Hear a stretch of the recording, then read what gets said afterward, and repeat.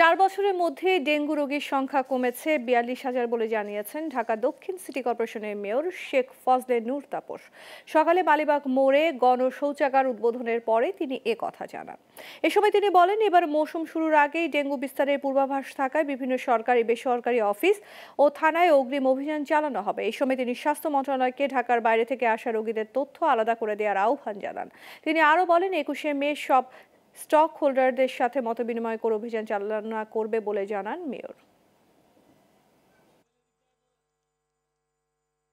২০২৩ সালে দুই এলাকা মিলে, দক্ষিণ এবং উত্তর মিলে সর্বোচ্চ ১,১৩,০০০ রোগী পাওয়া গিয়েছে। ২০১৯ সালের থেকে আমরা ৪২,০০০-এর মতো রোগী আমরা কম রাখতে পেরেছি।